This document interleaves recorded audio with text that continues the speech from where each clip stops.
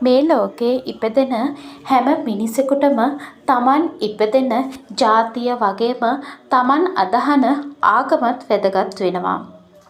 නමුත් තවත් කෙනෙකුගේ ආගමකට කෙනෙක් මේ විදිහට අගෞරවය කරනවා නම් ඒ ආගම පාගලා දානවා නම් ඒ තරම් පහත් ක්‍රියාවක් මන් දකින්න විදිහට නම් මේ ලෝකේ තවත් නැහැ.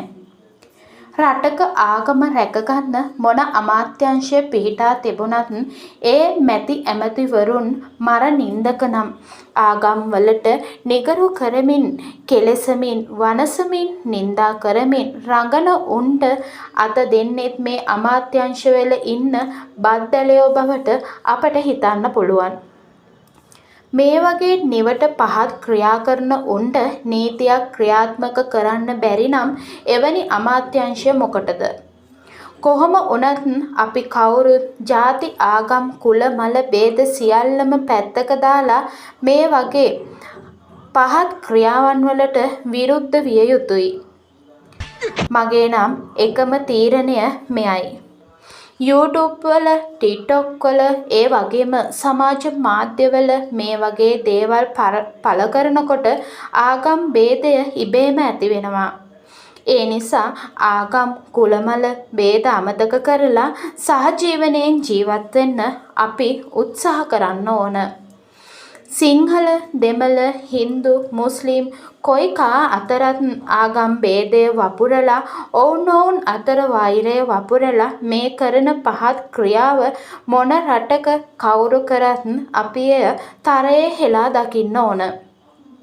ಜಾති ආගම් ભેද පසෙක දාලා තවත් ආගමකට ගරහන මෙවන් පහත් ක්‍රියා අපි ප්‍රතික්ෂේප කරමු. මේ වීඩියෝ එක මම ඔයාලා අතරතුරට අරගෙන ආවේ මගේ YouTube එකේ views ගන්නවත් මට සල්ලි හම්බ කරගන්නවත් නෙවෙයි.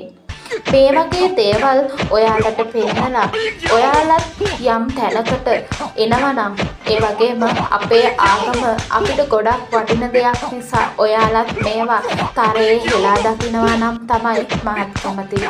ඉතින් කවුරුත් හිතන්න එපා මේ වීඩියෝ එක දැම්මේ මම YouTube එකට views ගන්න කියලා. බුදුරදුන්ට ගරු කරන කෙනෙක්.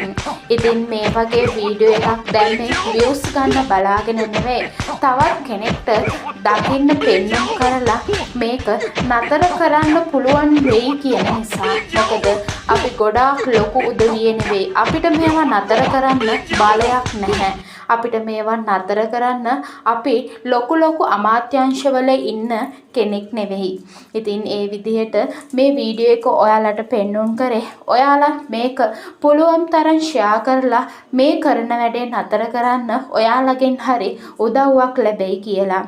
ඉතින් මේ වීඩියෝ එක දැම්මෙත් බලධාරීන්ගේ ඇස් ඇරේවායි කියන ප්‍රාර්ථනාව හිතේ තියාගෙන. එසේනම් නැවත වීඩියෝ එකකින් හමුවනතුරු ඔයාලට තෙරුවන් සරණයි.